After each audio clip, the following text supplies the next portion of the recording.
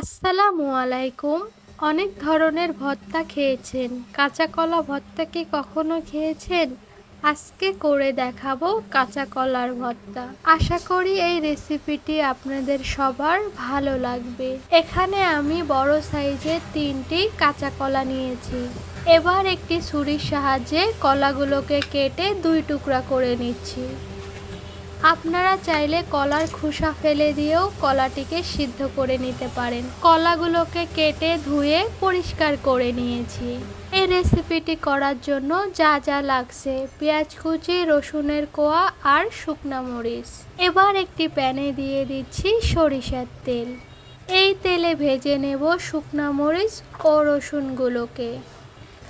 আপনারা চাইলে সয়াবিন তেল দিয়েও এগুলোকে ভাজতে পারেন। মরিচ রসুনগুলোকে নেড়ে চেড়ে ভালো করে ভেজে নেব। ভাজানো হয়ে গেলে এগুলোকে উঠিয়ে নিচ্ছি। এবার একটি প্যানে কলাগুলোকে সিদ্ধ করার জন্য দিয়ে দিচ্ছি পানি। এরপর দিয়ে দিচ্ছি কেটে রাখা কলাগুলোকে। এবার দিয়ে দিচ্ছি সামান্য পরিমাণ লবণ।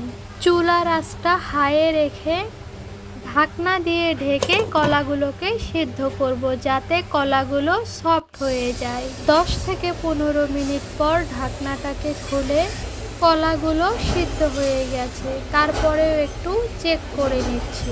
এবার কলাগুলোকে ঠান্ডা করে ভর্তা করে নেব। কলাগুলো ঠান্ডা হয়ে গিয়েছে, এরপর খোসাগুলোকে ছিলে নিচ্ছি। অনেকেই আবার খোসাসহ এই ভর্তাটা খেতে পছন্দ করে। খোসাগুলো ফেলানো হয়ে গিয়েছে।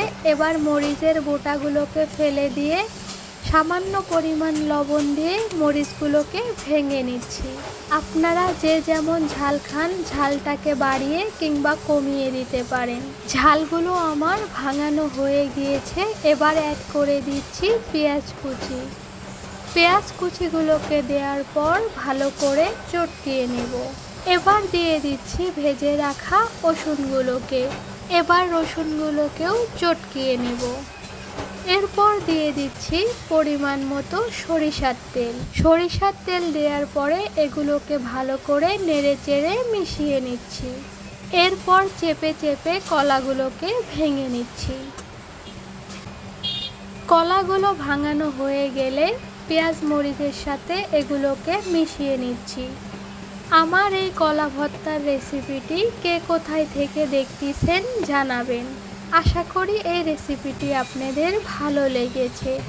মেশানো হয়ে গেলে এবার অ্যাড করে দিচ্ছি ধনিয়া পাতা কুচি। আপনারা যারা ধনিয়া পাতা কুচি পছন্দ করেন না তারা নাও দিতে পারেন, এটি অপশনাল। এই পর্যায়ে আমার ভর্তাটা হয়ে গিয়েছে। এবার পরিবেশনের পালা। গরম ভাতের সাথে এমন একটি রেসিপি পেলে আর কি লাগে। নতুন কিংবা পুরাতন, আমার এই কলা ভর্তার রেসিপিটি আপনাদের কেমন লেগেছে জানাবেন। সবাই ভালো থাকবেন, সুস্থ থাকবেন, আমার জন্য দোয়া করবেন। আল্লাহ হাফেজ।